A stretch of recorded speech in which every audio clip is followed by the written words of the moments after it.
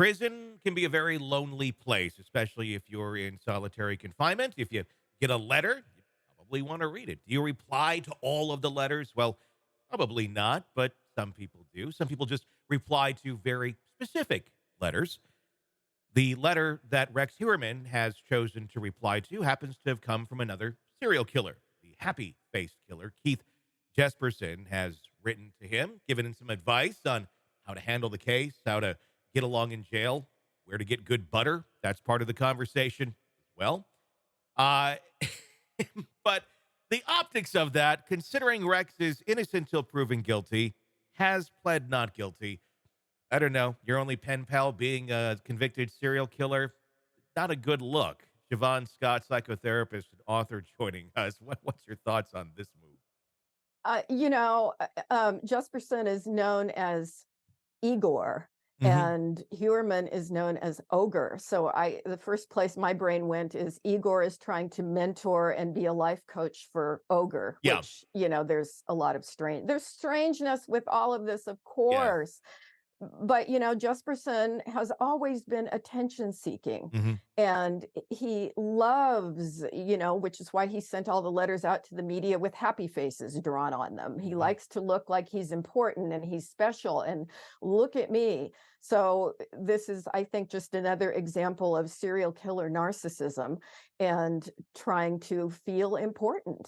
And for whatever reason, Heuermann bonded with him. Are they trying to start a serial killer union or something now, And Yeah. I noticed in the letter that Heuermann wrote back, he never said, oh, by the way, I'm innocent, I didn't do it.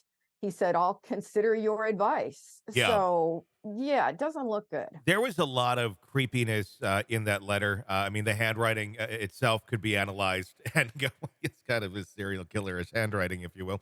Although I Mhm. can't say much because my handwriting, I think, is actually slightly worse than Rex Heuermann. I don't know what Mine that isn't says very about good me, either. but but I like that's horrible handwriting.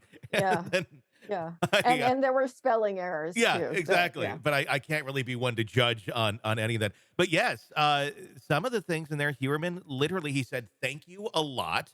He stated that the only person he wants to communicate with via pen pal relationship is Jesperson, not everybody else who's written him, but only the serial killer. And the words were verbatim here. Thank you for your letters and advice. They have been a help and a comfort to me. I do understand what you have said, and I have taken it to heart.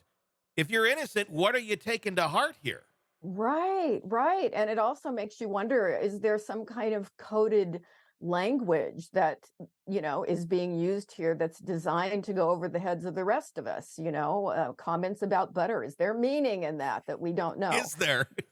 Yeah, but very, very strange and creepy, and just another layer that's going to go into the annals of history about strange things about serial killers. Well, and the thing, the way that this relationship, I'm going to assume, has come about is because Keith Jesperson's daughter initially is the one who set up the GoFundMe for Asa Elrup at the very beginning of all of this. I have no idea what that relationship is today. Now that there's been more information that's come out, but that is where I'm assuming this connection began, and I'm wondering, was this a conversation between daughter and father, and daughter saying, hey, maybe do some good here, and just tell him to just admit it now, and just let's spare everybody all this stuff, do some good. Was this a move to appease his daughter, while at the same point you get a bunch of attention as well?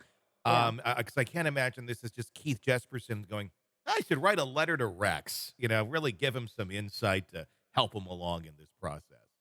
Yeah, it's certainly plausible, and we don't know. I know the daughter works, Jesperson's daughter Mhm. works as an advocate now and tries to do the right thing for people, and that's been questionable about running a GoFundMe for Asa. Yeah. So, yeah, maybe we'll learn more in the future, maybe not, but it's another weird one. The optics are very bizarre on all of it, as everything is in this case. Hey, it's Tony Brueski. If you want more of our interview with our guests, be sure to check out our podcast, Hidden Killers with Tony Brueski. Just search that wherever you download podcasts and press subscribe. Also, you can check out our YouTube channel for the full video version of the interviews as well, under the same name, Hidden Killers with Tony Brueski. Check it out. subscribe, binge, and enjoy.